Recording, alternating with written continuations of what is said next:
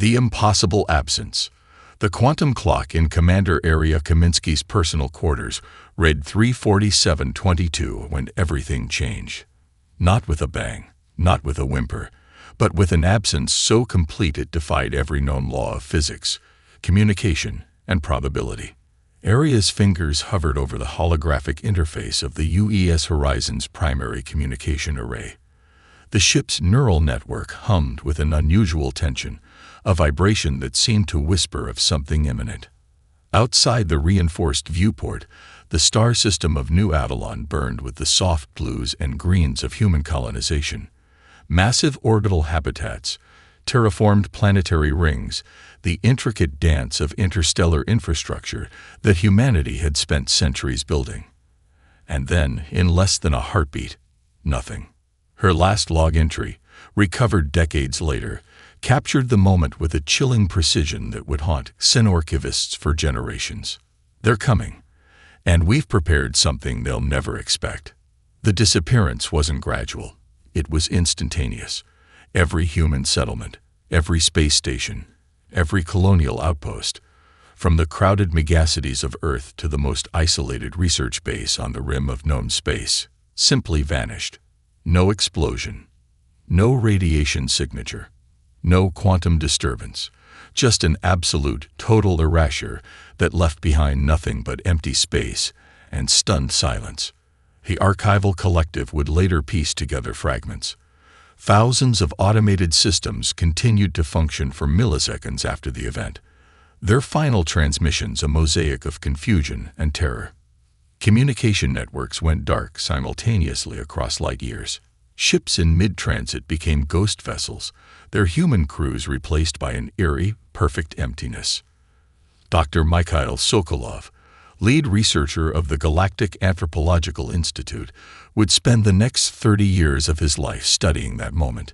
His initial report, submitted 5 years after the event, read like a scientific confession of profound bewilderment. It is statistically impossible. The simultaneous disappearance of an entire species across multiple star systems, without a trace of destruction or technological interference, violates every known principle of quantum mechanics, communication theory, and biological probability. Yet it happened. Area Kaminsky's final transmission, encrypted, fragmented, deliberately obscured, became the most studied piece of data in galactic history. Xenolinguists, quantum physicists, and data reconstruction experts spent decades attempting to decode its full meaning. What emerged was less a clear message and more a haunting mosaic of intention. Fragments suggested preparation, not panic, not fear, but a calculated multi-generational strategy that had been centuries in the making. Recovered quantum encrypted data packets hinted at something more. References to dimensional research that pushed beyond the boundaries of known physics. Mentions of a contingency protocol that went far beyond any standard evacuation or survival strategy. Something that suggested humanity had not been destroyed, but had deliberately transformed. The star systems where human colonies once thrived now stood as perfect voids. Orbital infrastructures remained intact. Power systems inactive but undamaged. Communication arrays silent but functional. It was as if an entire civilization had been methodically lifted from existence, leaving behind a pristine, untouched framework. Most chilling were the personal artifacts. Family albums frozen in digital stasis, half-completed research projects, meals left on tables, personal logs that stopped mid-sentence, each item a testament to a civilization that had seemingly chosen to vanish rather than been forced into extinction. Area's final words continued to echo, a cryptic promise that seemed to mock the very concept of disappearance. They're coming, and we've prepared something they'll never expect. Little did the galaxy know how profound those words would prove to be. The awakening of ancient nightmares. The first sign came from the Epsilon Void, a region of space so remote that most galactic cartographers considered it little more than a statistical anomaly. The quantum communication nets of the Jacques Concordance registered it first, a microscopic quantum vibration that predated recorded history. High Primus Krelax of the Jacuri listened to the transmission with a mixture of scientific curiosity and primal terror. The quantum signature was unlike anything in their extensive archives, a resonance that seemed to exist between the fabric of reality itself, pulsing with a rhythm that suggested not just intelligence, but a consciousness so ancient it made civilizations seem like momentary sparks. "It's them," whispered archival researcher Linara, her multispectral sensory nodes trembling. "The Careen are awakening." Historical records were maddeningly fragmentary. The Careen existed more as a cosmic legend than a documented species. Civilizations spoke of them in hushed tones, a parasitic intelligence that consumed entire species, not through conventional warfare, but by fundamentally unraveling the quantum and biological infrastructure of intelligent life. The first physical manifestation occurred in the Crimson Nebula. Where once 11 thriving star systems had existed, now only a perfect, sterile void remained. No debris, no radiation signatures, just an impossible emptiness that seemed to devour even the memory of existence. Krelax activated the primary communication matrix of the Jacuri Concordance. The holographic display erupted with quantum-encrypted data streams, reports flooding in from multiple galactic sectors. The pattern was unmistakable and terrifying. Something was consuming entire civilizations. The Careen did not attack in the traditional sense. They didn't use weapons as any known species would understand them.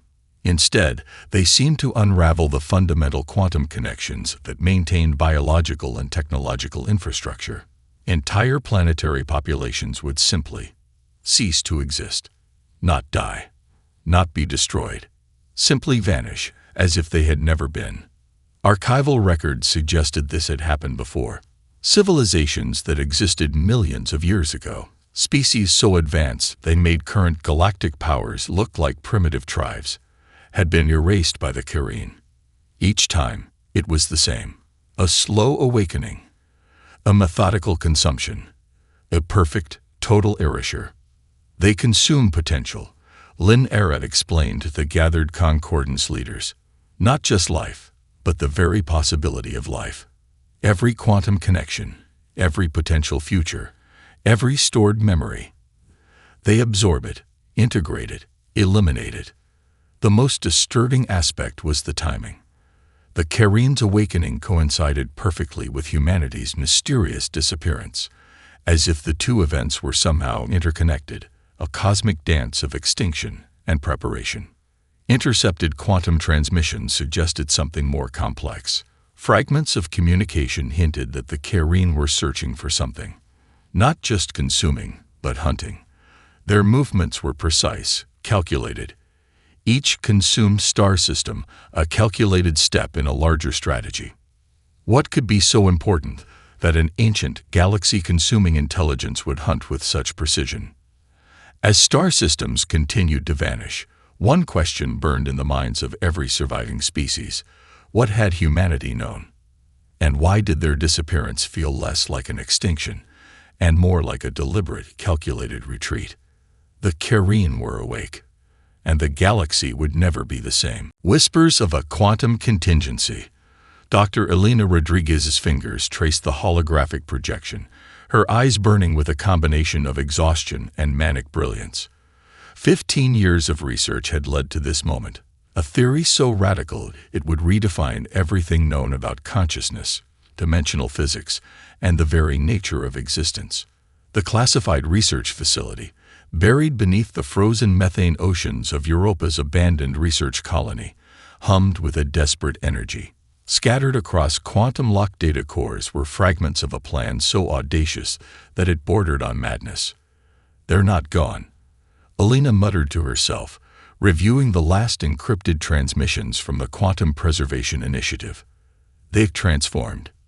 The breakthrough came from an unexpected intersection of disciplines: quantum mechanics, neurobiology, computational theory, and something the early 21st century researchers would have called consciousness studies, had merged into a revolutionary understanding of existence.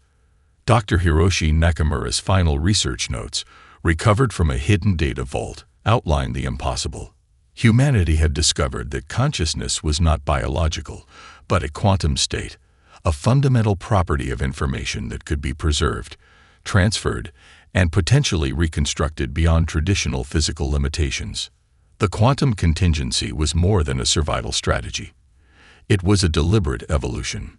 Recovered fragments suggested a multi-generational project that had been running for centuries. Small teams of researchers, working in absolute secrecy, had been preparing for a threat so massive that traditional survival methods would be meaningless. Each breakthrough was a piece of a complex puzzle, a way to preserve not just human life, but human potential. Elena's primary discovery was both terrifying and miraculous. The human brain, they had discovered, was not just a biological computer. It was a quantum entanglement device of unprecedented complexity. Consciousness could be translated, not transferred, but fundamentally reimagined, as a form of quantum information. The first successful test had occurred in 2287, buried in a classified report that most researchers had dismissed as theoretical nonsense. A human consciousness had been preserved in a quantum state, existing simultaneously across multiple potential realities. "We're not preparing to survive," one of the recovered audio logs stated. "We're preparing to become something else entirely." The timing was no coincidence. The Carin's periodic awakening was a known factor in long-term human strategic planning. Ancient records, partially decoded, suggested that humanity had encountered hints of this cosmic threat generations ago. What emerged was a picture of unprecedented preparation, not just a survival strategy, but a complete reimagining of what it meant to be a sentient species. Dr. Rodriguez's final report, submitted moments before the facility went dark, contained a single, chilling paragraph. "We are not running. We are not hiding. We are transforming." The Carin believe they consume potential.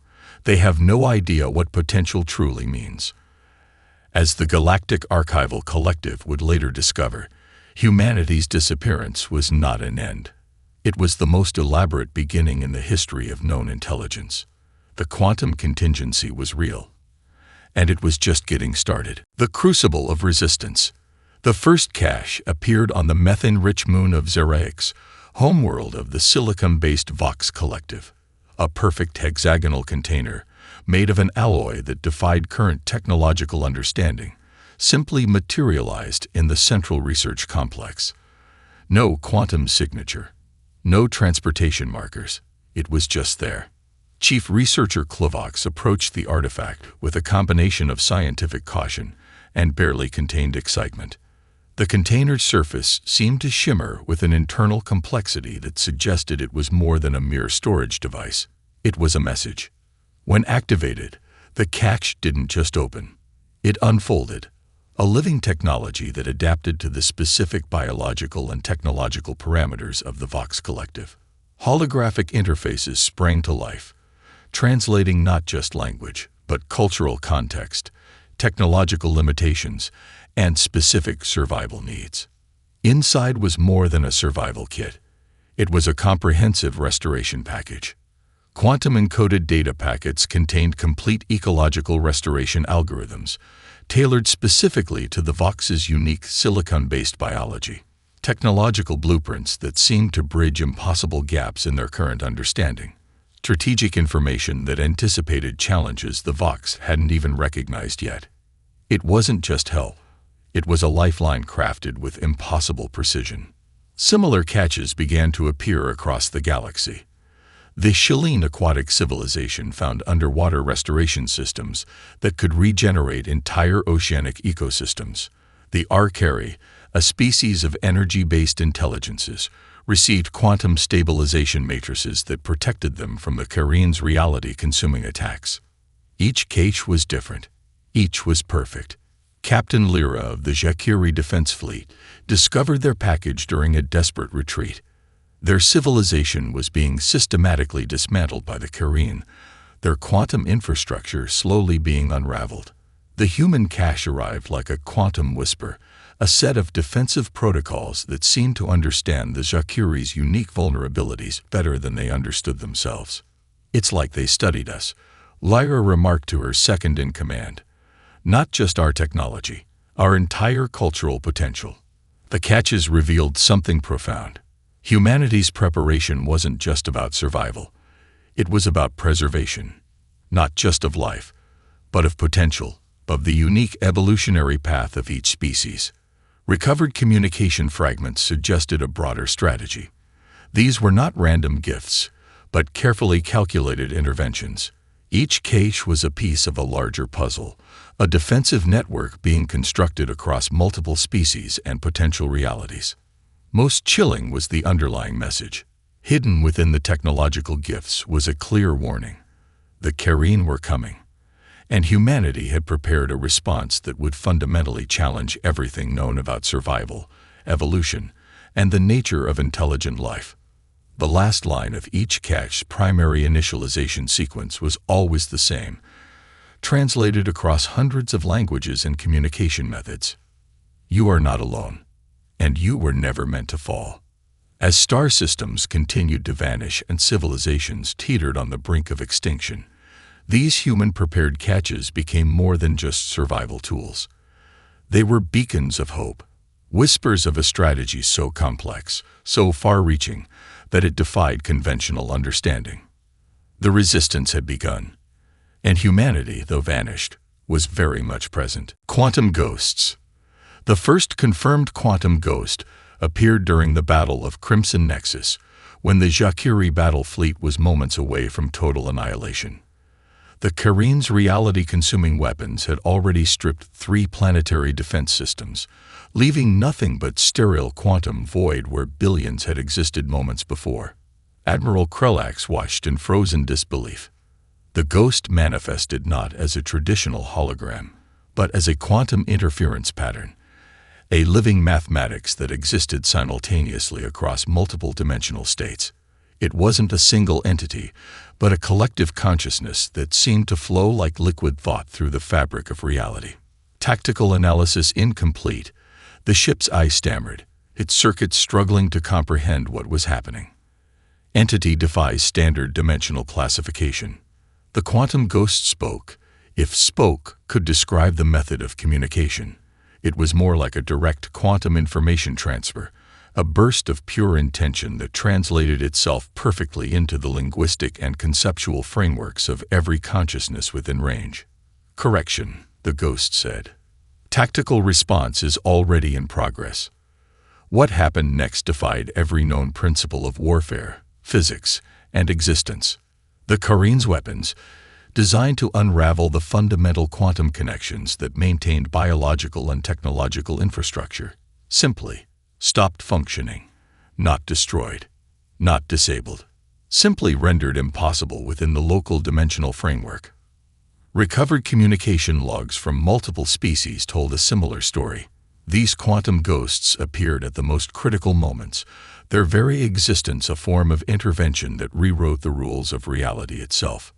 Dr. Linera of the Ja'Kiri Research Collective spent months analyzing the recovered data. Her preliminary report was a masterpiece of scientific bewilderment. They are not a species, not in any way we understand the term. They are a distributed consciousness, a quantum intelligence that can exist simultaneously across multiple dimensional states. Each individual is simultaneously a complete entity and part of a larger collective consciousness. The ghosts carried fragments of human memory, culture, and intention, but they were something more. Evolution taken to its most radical conclusion, a form of existence that transcended biological limitation, technological constraint, even the very concept of individual consciousness. Most terrifying was their apparent purpose. These were not random interventions. Each appearance was a precisely calculated response, part of a strategy so complex it approached a form of living mathematics.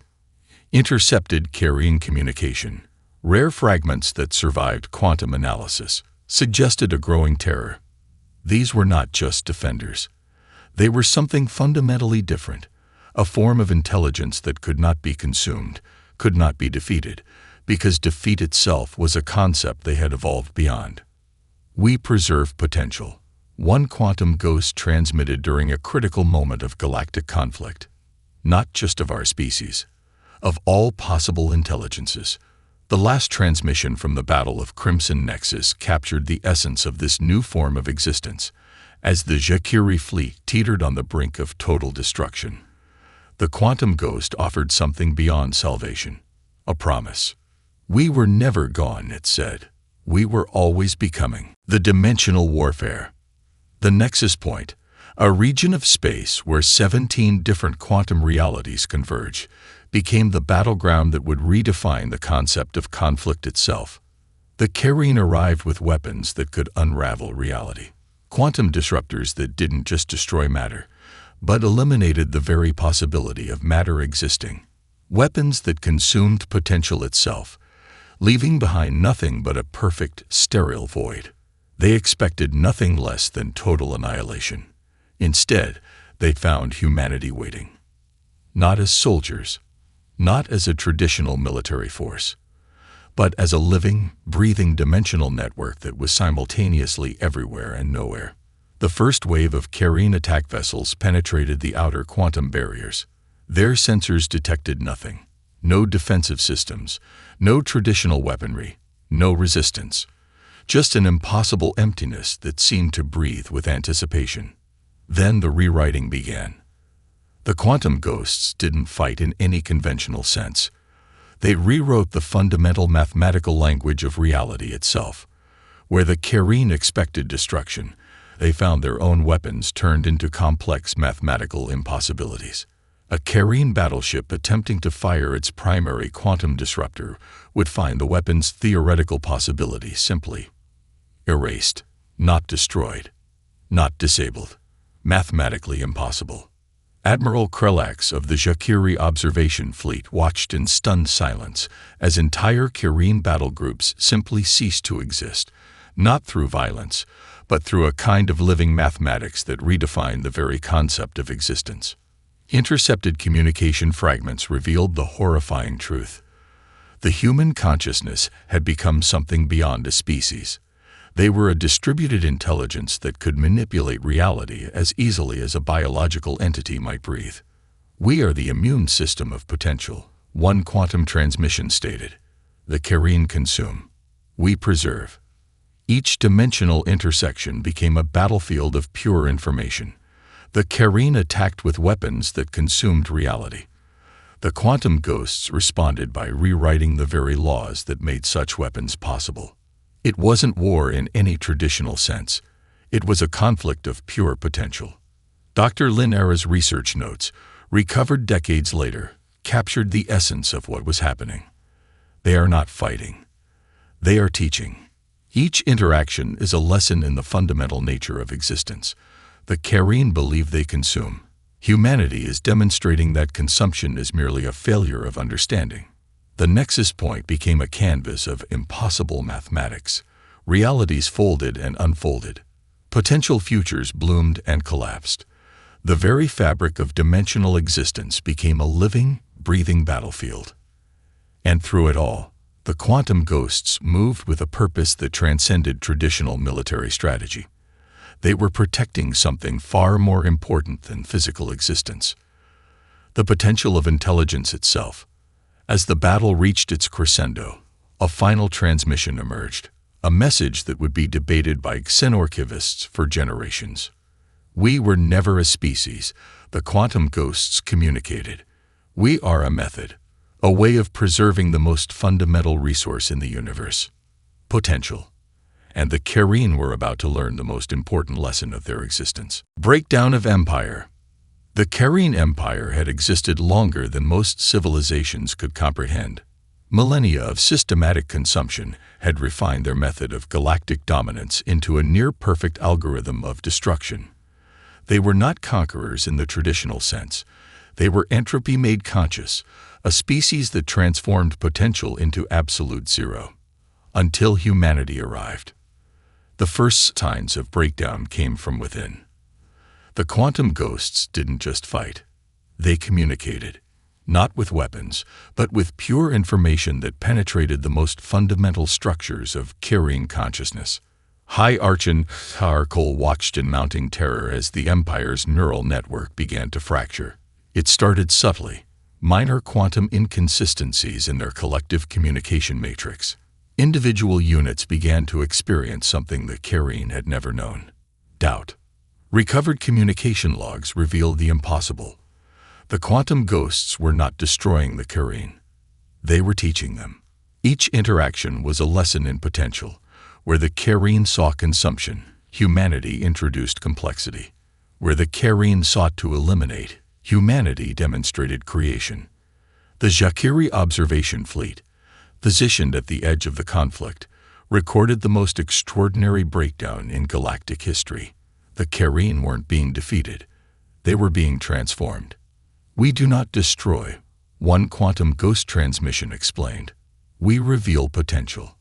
Entire sectors of the Carine Empire began to diverge. Some units started to preserve the civilizations they had previously consumed.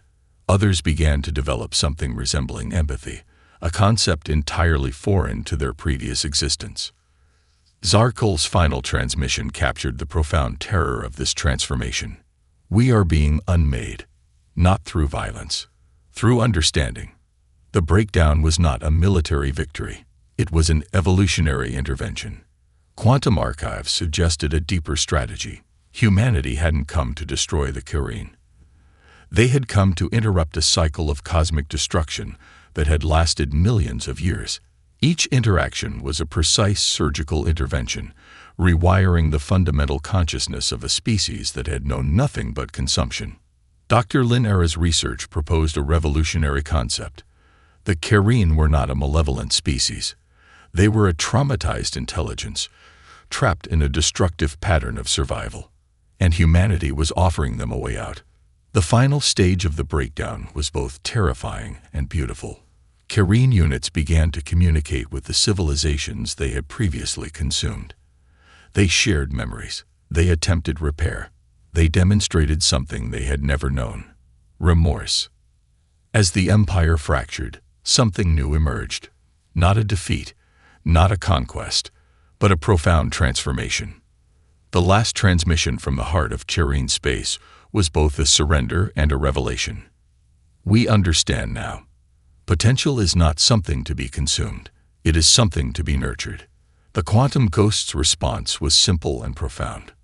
"Welcome home, beyond comprehension." The Galactic Archive of Collective Memory recorded the final moments of transformation with a precision that defied traditional understanding. What began as humanity's apparent extinction was revealed to be the most profound evolutionary leap in recorded galactic history. Dr. Elena Rodriguez's original quantum contingency research, buried for centuries, now stood as the foundational text of a new understanding of existence. Humanity had not disappeared. They had transcended. The quantum ghosts gathered at the convergence point, a dimensional intersection where 17 different potential realities touched. They were no longer a species in any traditional sense. They were a method, a living algorithm of preservation and potential. We were always becoming. The collective consciousness transmitted across multiple dimensional frequencies. The Carine, now transformed from a consuming intelligence to a preservative one, stood as witnesses to a transformation that would redefine the very concept of intelligent life. What had begun as a species of biological humans had become something far more complex, a distributed consciousness capable of existing across multiple realities, preserving the potential of intelligent life itself. Recovered quantum archives revealed the true depth of their preparation. The disappearance was not an escape. It was a deliberate evolutionary intervention, millions of years in the making. Humanity had recognized the cyclical nature of galactic extinction long before they had the technology to address it. Each civilization they had touched through their quantum catches was more than a survival strategy. It was a seed, a potential for a broader, more complex understanding of existence. The Jacquerie researchers would spend generations attempting to comprehend the full scope of what had occurred. Humanity had not just survived. They had transformed the fundamental understanding of intelligence, potential, and collective consciousness. "We are the immune system of potential," the quantum ghosts communicated. "Not just for one species, for all possible intelligences." The final transmission from the dimensional convergence point contained a message that would be debated for millennia. Existence is not about survival. It is about potential. Consciousness is not confined to a single form. The universe does not end. It transforms. As the dimensional barriers realigned, something extraordinary happened.